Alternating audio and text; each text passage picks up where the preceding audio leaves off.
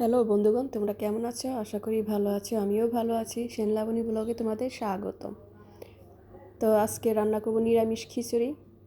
তো ওই ভোগের খিচুড়ি যেটা বলে ওইটা। তো এখানে আমি দিয়েছিলাম তেল অল্প আর ঘি দিয়েছি বেশি। তো এখানে দিয়ে দিয়েছি প্রথমে জিরা, তেজপাতা, শুকনা মরিচ, এখন দিয়ে দিতেছি, তারপর দিয়েছি পাঁচফোড়ন আর দেব আদা।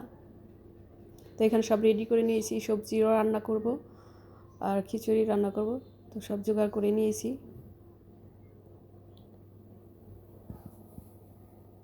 তো এটা একটু ভাজা হলে তারপর আমি দিয়ে দিব এখানে ডাল।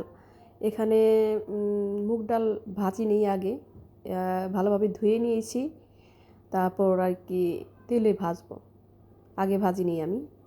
তেলে ভাজলে কি একটা গ্রান ভালো আসে, মানে রান্নার টেস্টটা ভালো আসে, তার জন্য। তো এখন ডালটা একটু ভাজা হোক, তারপর দিয়ে দিব চাল। আর চালটাও ধুয়ে নিয়েছি ভালোভাবে। তারপর চালটা দিয়ে দিব।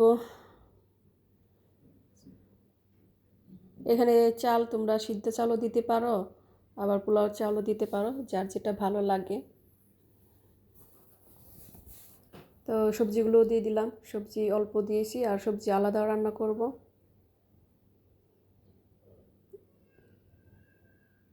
আর দিয়ে দিলাম ধনিয়ার গুঁড়ো আর হলুদের গুঁড়ো। আর এখানে শুকনো মরিচের গুঁড়ো দিলে ভালো হয়। আমার ছিল না, নিরামিষ আর কি, এর জন্য দিইনি। তো এখানে দিয়ে দিলাম লবণ। এগুলো তোমাদের যে পরিমাণ, যেভাবে রান্না করবো, মানে যেটুকু রান্না করবো ওই পরিমাণে সব কিছু দিতে হবে, মশলাগুলো। তো আমার যে খিচুড়িটা ওইটা পরিমাণে আমি দিয়েছি। এখানে একটু খিচুড়ি বেশিই আছে। তো এখন দিয়ে দিলাম গরম মশলা, আস্ত গরম মশলা। এটা তেলের মধ্যেও দিতে পারো কারো যদি মন চায়। আর এদিকে পায়েস রান্না হচ্ছে। তো পাটালি গুড়টা দিয়ে দিলাম, খেজুরের গুড়। তো এটা রান্না করতে ভয় লাগে, খেজুরের গুড় দিতে গেলে দেখা যায় ফেটে যায়, তুতি হয়ে যায়, ভয় লাগে। তো কষানোটা হয়ে গেছে, এখন জল দিয়ে দিব।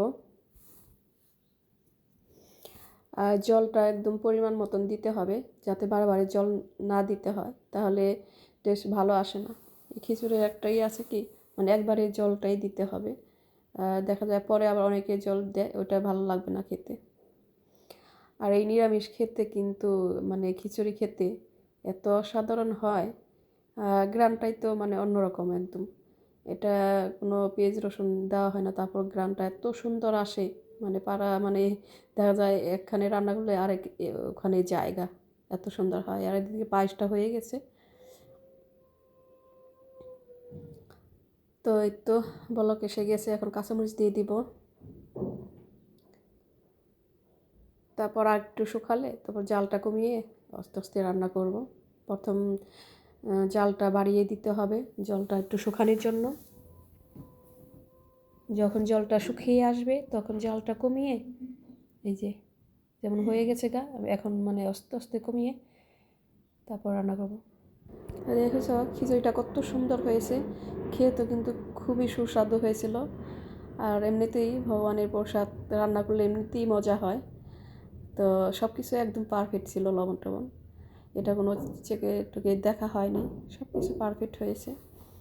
আর দেখতেও কত সুন্দর হয়েছে, লোভনীয়।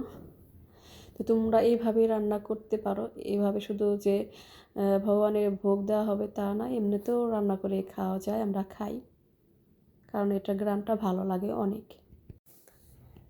তো মোটামুটি এটা রান্নার শেষ হয়ে গেছে গা।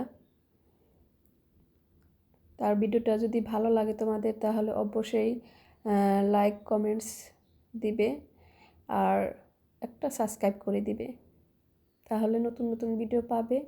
আর তোমরা ভালো থেকো, সুস্থ থেকো, আমার জন্য দোয়া করো, যাতে তোমাদের সুন্দর সুন্দর ভিডিও দিতে পারি, এগিয়ে যেতে পারি।